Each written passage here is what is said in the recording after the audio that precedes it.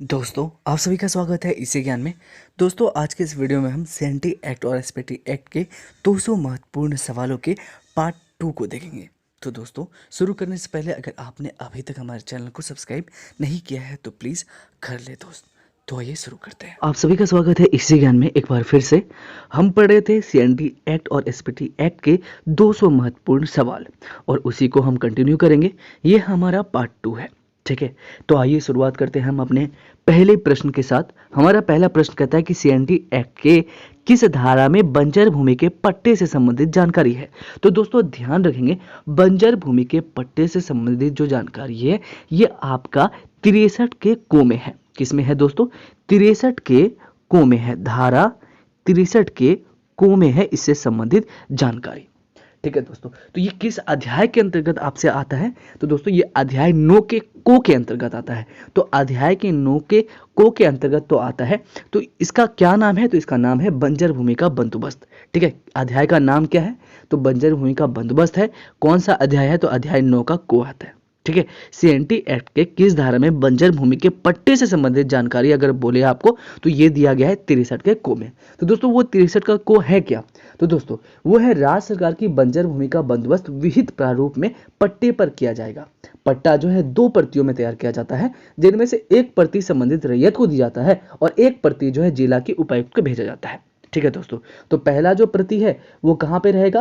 पहला प्रति जो है वो रैयत को दी जाएगी और दूसरा जो प्रति है ये आपके जिला के उपायुक्त को दी जाएगी। तो 2 प्रति तैयार की जाती है, ठीक है। इसका वर्णन दिया हुआ है 63 के को में, ठीक है। तो आपसे सवाल पूछा है कि सीएनटी एक्ट के किस धारा में बंजर भूमि के पट्टे से संबंधित जानकारी इंफॉर्मेशन है। तो ये धारा 63 के को में है। दोस्तों नेक्स्ट सवाल कहता है कि सीएनटी एक्ट के किस धारा में किसके आदेश से भूमि को कोड़कर में परिवर्तित किया जा सकता है। तो दोस्तों इसका साफ साफ जिक्र किया गया है धारा 64 में, जो कि अध्याय 10 के अंतर्गत आता है। और वो अध्याय 10 का नाम क्या है? उस अध्याय 10 का नाम है भूस्वामी तथा काश्तकार के लिए प्रकीर्ण उपबंध। ध्यान रखेंगे अध्याय 10 हमें क्या कहती है? भूस्वामी तथा काश्तकार के लिए प्रकीर्ण उपबंध। तो दोस्तों धारा 64 में ये बताया गया है कि आप जो है उपायुक्त के आदेश से भूमि को कोड़कर में बदल सकते हैं, ठीक है। भूमि को कोड़कर में बदल सकता है, लेकिन किसके आदेश से? तो उपायुक्त के आदेश से। किसके आदेश से दोस्तों? उपायुक्त के आदेश से आप जो है अपनी भूमि को कोड़कर में बदल सकते हैं, ठीक है। तो बात करेंगे सीएनटी एक्ट की किस धारा में इसका उल्लेख है? तो धारा 64 में इसका उल्लेख है, ठीक है। चलिए आगे पढ़ते हैं। नेक्स्ट सवाल कहता है कि सीएनटी एक्ट के किस धारा में विशेषाधिकार युक्त भूमि का परिभाषा है। ठीक है दोस्तों, कहता है सीएनटी एक्ट के किस धारा में विशेषाधिकार युक्त भूमि का परिभाषा है। तो धारा 118 में, ठीक है।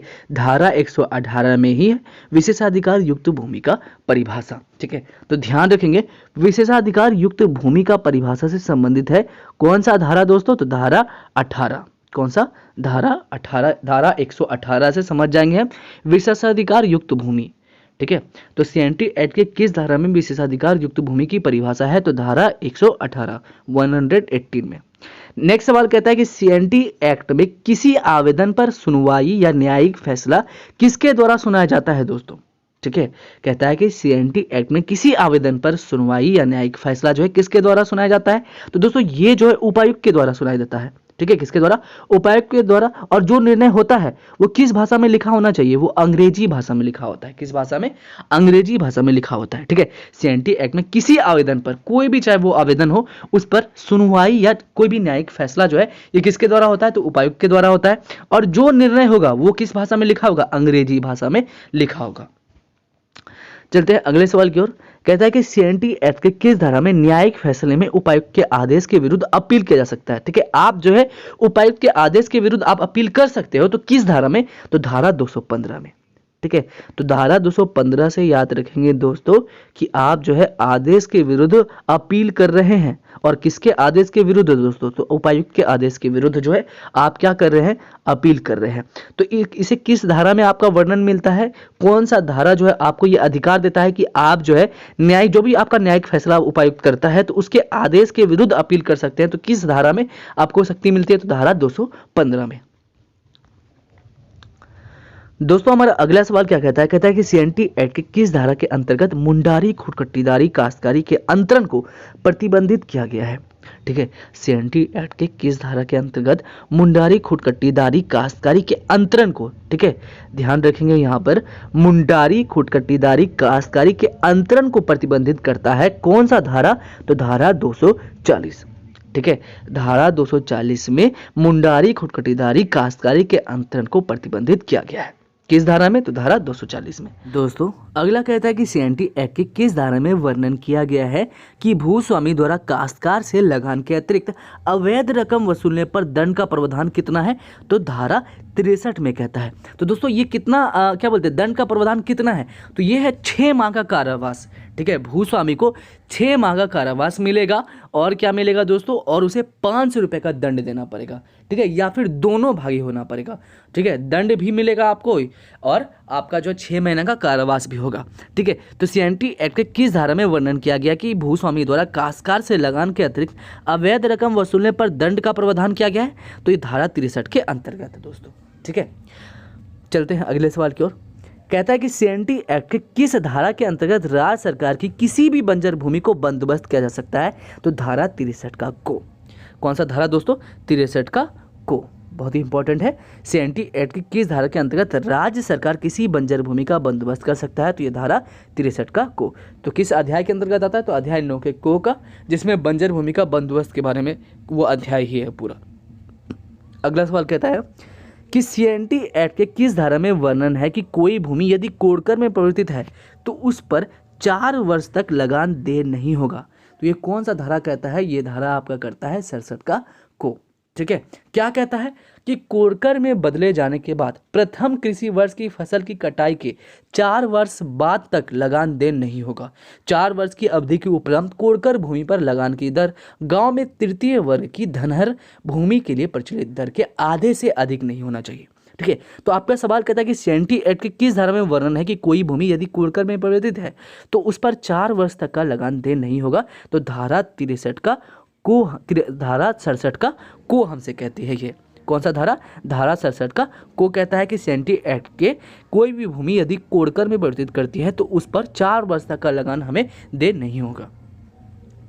नेक्स्ट सवाल कहता है कि सीएनटी एक्ट के किस धारा में वर्णन है कि राज्य सरकार भूस्वामी, काश्तकार या अन्य व्यक्तियों के बीच जल के उपयोग या बहाव से संबंधित किसी भी विवाद का समाधान करने का आदेश जो ये राजस्व अधिकारी को दिया जा सकता है? तो किस धारा में इसका वर्णन है दोस्तों? तो धारा 82 में। ठीक है, कहता है कि सीएनटी एक्ट के किस धारा में? तो धारा 82 हमें कहती है कि राज्य सरकार भूस्वामी, काश्तकार या अन्य व्यक्तियों के बीच जल के उपयोग या बहाव से संबंधित किसी भी विवादों को समाधान करने का आदेश राजस्व अधिकारी को दे सकता है। नेक्स्ट सवाल कहता है कि सीएनटी एक्ट में उस व्यक्ति को क्या कहा गया है जो किसी व्यक्ति की जमीन खेती कार्य करने हेतु धारण करता है तथा उसका लगान चुकाता है? तो उस व्यक्ति को क्या कहा गया? क्या कहा गया है दोस्तों? उस व्यक्ति को कहा गया है भूधारक। क्या कहा गया है? भूधारक। ठीक है, जिसका जिक्र हमने पार्ट 1 में भी किया था। ठीक है, सीएनटी एक्ट में उस व्यक्ति को क्या कहा गया है जो किसी व्यक्ति की जमीन खेती कार्य हेतु धारण करता है और उसका लगान भी चुकाता है बाकायदा, तो उसे हम क्या कहते हैं? भूधारक कहते हैं। नेक्स्ट सवाल आपसे कहता है कि सीएनटी एक्ट के किस धारा में वर्णन किया गया है कि लगान का भुगतान माल कचहरी में या डाक मुद्रादेश द्वारा भुगतान किया जाएगा? तो धारा 53 हमसे कहती है। ठीक है, धारा 53 हमसे कहती है कि लगान का जो भुगतान है ये माल कचहरी में या डाक मुद्रा देश द्वारा भुगतान किया जाएगा। ठीक है, कौन कौन सा विधि बताया है लगान का भुगतान करने का? या तो माल कचहरी में या तो डाक मुद्रा देश द्वारा भुगतान किया जाएगा। तो ये किस धारा में वर्णन है दोस्तों? तो धारा नंबर 53 में, धारा 53 में इसका वर्णन है। ठीक है, चलते हैं हम अगले सवाल की ओर। कहता है कि सीएनटी एक्ट के किस धारा में वर्णन किया गया कि किसी खुटकट्टी अधिकार प्राप्त रैयत 20 वर्षों से अधिक की काश्तकारी सृजित की गई हो तो भूमि का लगान नहीं बढ़ाया जाएगा? तो ये कौन सा धारा कहता है दोस्तों? ये धारा 37 कहती है। कौन सी धारा कहती है? धारा नंबर 37 कहती है। ठीक है दोस्तों अगला सवाल कहता है कि राजस्व अधिकारी के द्वारा भूस्वामी की विशेषाधिकार युक्त भूमि होने या ना होने का निर्णय सीएनटी एक्ट की किस धारा में वर्णित है? तो धारा नंबर 121 में वर्णित है। ठीक है, राजस्व अधिकारी के द्वारा भूस्वामी की विशेषाधिकार युक्त भूमि, क्या दोस्तों? विशेषाधिकार युक्त भूमि होने या ना होने का निर्णय जो है ये सीएनटी एक्ट के किस धारा में वर्णित है? तो धारा नंबर 121 में इसका वर्णन दिया गया है। ठीक है, राजस्व अधिकारी के द्वारा भूस्वामी की विशेषाधिकार युक्त भूमि होने या ना होने का निर्णय सीएनटी एक्ट की किस धारा में वर्णित है? तो धारा नंबर 121 में। अगला सवाल क्या कहता है दोस्तों? कहता है कि सीएनटी एक्ट में अभी तक कितने बार संशोधन हुआ है? ठीक है, सीएनटी एक्ट में अभी तक कितने बार संशोधन किया गया है दोस्तों? तो कितने बार? 26 बार संशोधन हो चुका है। सीएनटी एक्ट में अभी तक अगर आपसे पूछा जाए तो कितने बार संशोधन किया गया है? तो 26 बार संशोधन किया गया है। चलते हैं अगले सवाल की ओर दोस्तों। कहता है कि सीएनटी एक्ट में, ठीक है, पहली बार संशोधन कब किया गया था? तो 1920 में।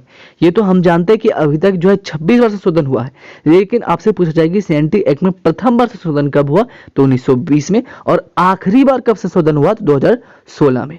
ठीक है, सीएनटी एक्ट में अंतिम बार संशोधन हुआ है 2016 में, प्रथम बार हुआ है 1920 में, और टोटल हुआ है 26 संशोधन।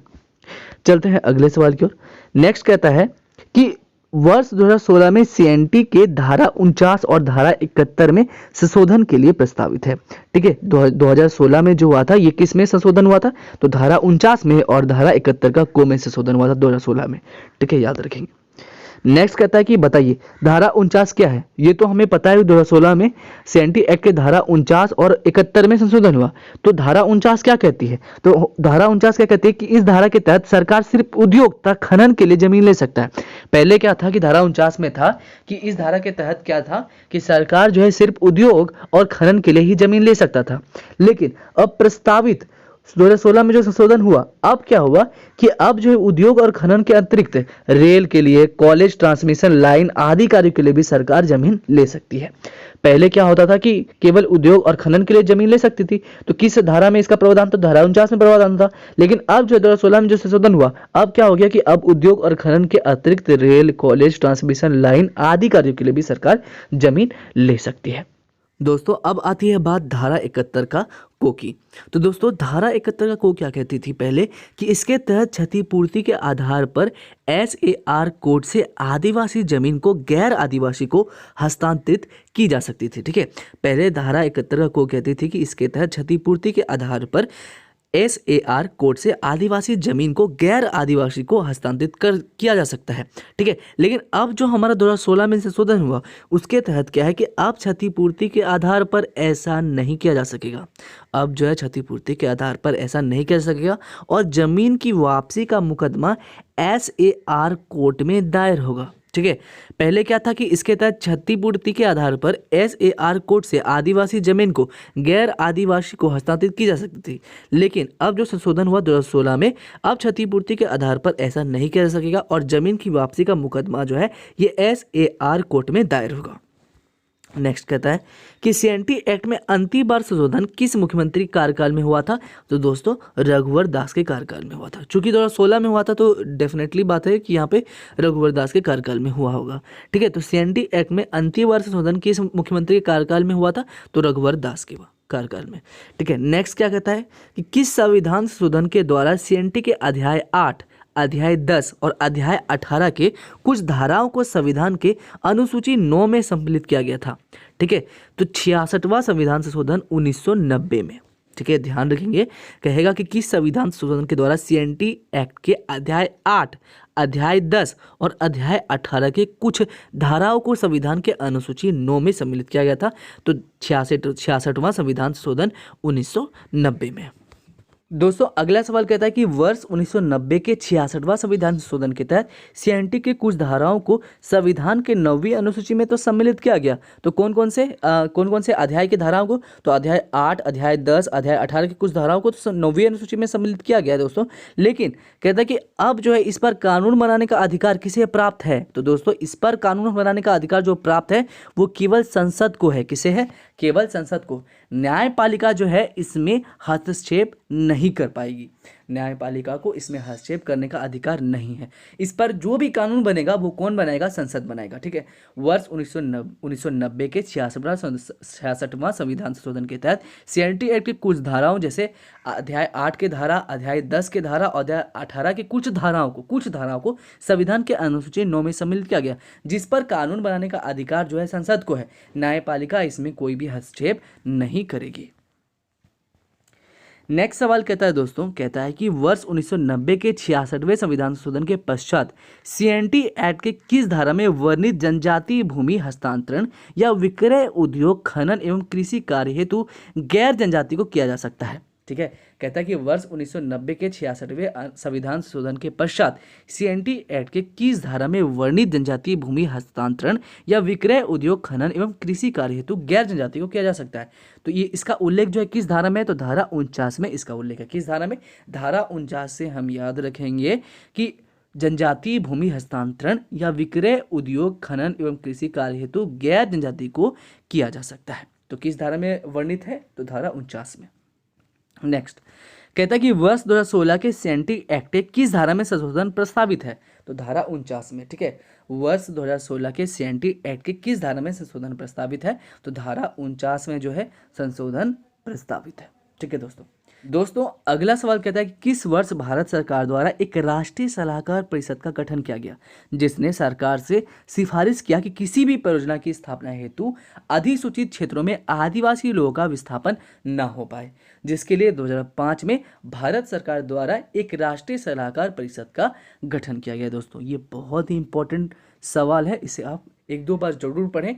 किस वर्ष भारत सरकार द्वारा एक राष्ट्रीय सलाहकार परिषद का गठन किया गया था, जिसने सरकार से सिफारिश किया कि किसी भी परियोजना की स्थापना हेतु अधिसूचित क्षेत्रों में आदिवासी लोगों का विस्थापन ना हो पाए, जिसके लिए 2005 में गठन हुआ भारत सरकार द्वारा एक राष्ट्रीय सलाहकार परिषद का गठन। ठीक है, तो एक राष्ट्रीय सलाहकार परिषद का गठन कब हुआ? तो 2005 में हुआ। ठीक है, इसका मुख्य उद्देश्य क्या था कि किसी भी परियोजना की स्थापना हेतु अधिसूचित क्षेत्रों में आदिवासी लोगों का विस्थापन ना हो।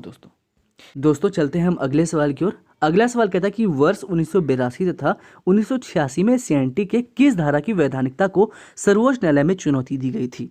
ठीक है, तो धारा 7, धारा 8 और धारा 76 को। ठीक है, 1982 तथा 1986 में सीएनटी एक्ट के किस धारा की वैधानिकता को सर्वोच्च न्यायालय में चुनौती दी गई थी? तो धारा 7 और धारा 8 और धारा 76 को। तो दोस्तों ये किस आधार पर दिया गया था? तो ये किस आधार पर दिया था? हुआ क्या था कि एक बालिका को खूंटकट्टीदार को पैतृक संपत्ति पर उत्तराधिकार के अधिकार से वंचित कर दिया गया था, जो कि मौलिक अधिकारों का उल्लंघन है। और इस वजह से ही 1982 तथा 1986 में सीएनटी के धारा 7 और धारा 8 और धारा 76 को इसकी जो वैधानिकता थी उसे सर्वोच्च न्यायालय में चुनौती दी गई। ठीक है, तो आपसे दूसरा ही सवाल पूछ दिया जाएगा कि वर्ष 1982 तथा 1986 में सीएनटी के कुछ धाराओं को किस आधार पर सर्वोच्च न्यायालय में चुनौती दी गई थी? तो आधार क्या था कि एक बालिका को खूंटकट्टीदार को पैतृक संपत्ति पर उत्तराधिकार के अधिकार से वंचित कर दिया गया था, जो कि मौलिक अधिकारों का उल्लंघन था। दोस्तों ठीक है, तो अगला सवाल कहता है कि छोटानागपुर में विल्किंसन कानून कब लागू हुआ? तो 1834 ईस्वी में। ठीक है, अब पूछेगा कि विल्किंसन कानून में कितनी धाराएं हैं? तो धाराएं 31 है। कितनी धाराएं दोस्तों? 31 धाराएं हैं।